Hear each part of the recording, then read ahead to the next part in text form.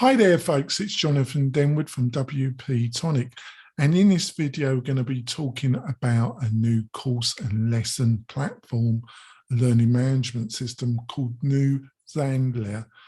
I'm going to give you my honest opinion of it and see how it compares with some of the leading competition. I'll be back in a few moments, folks.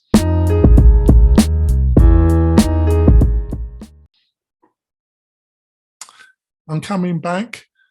Like I say, I'm going to be discussing a new learning management SaaS platform system called New Zenler.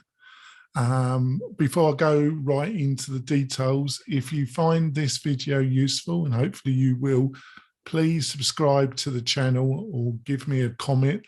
It really does help me and encourages me to keep making these videos. So, New Zenler. The new is important. It's the second version. It's a small team based on the East Coast of America. Quite extensive in what it offers.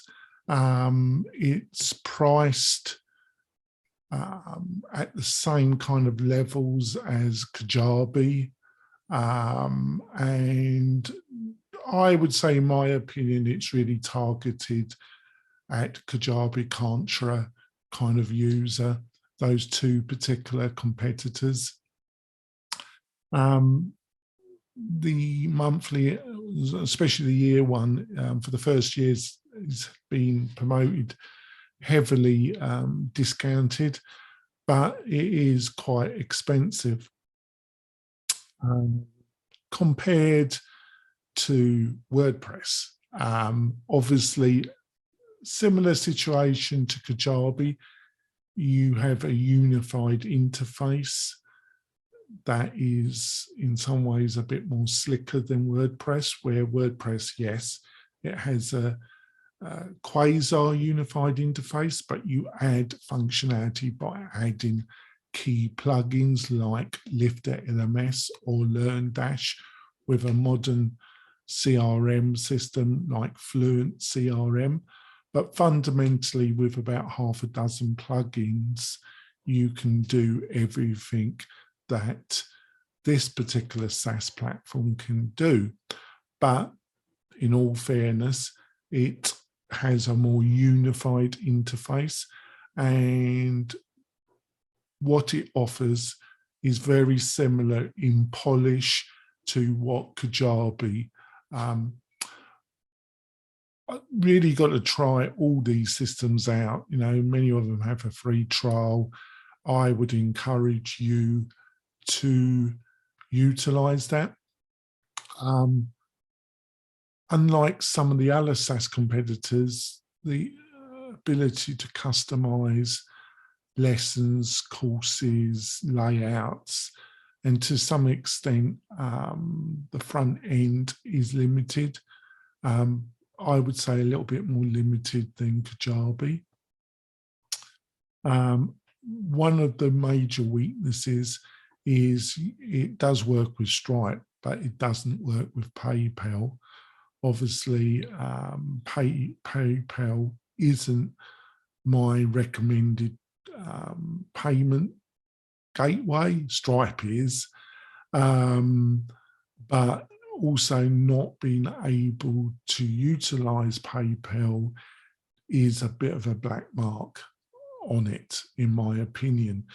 We have some clients in Central America, in Latin America, and certain parts of Europe where Stripe isn't accessible.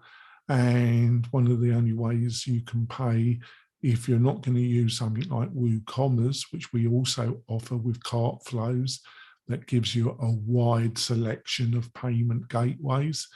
Unless you don't have that flexibility, and you don't have the ability to take PayPal, that could be a major problem. Like I say, some of the UX design, in my opinion, is more modern than Kajabi, But on the other hand, I don't see many complaints about UX design when it comes to Kajabi, and that is one of its strengths compared to WordPress. If you're looking at a more all-in-one WordPress solution, Access Alley is also available.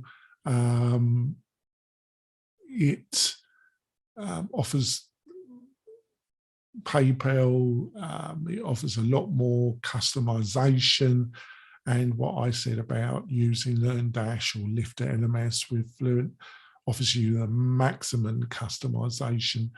And some of the criticisms I would place on Kajabi, you could place on this newer platform.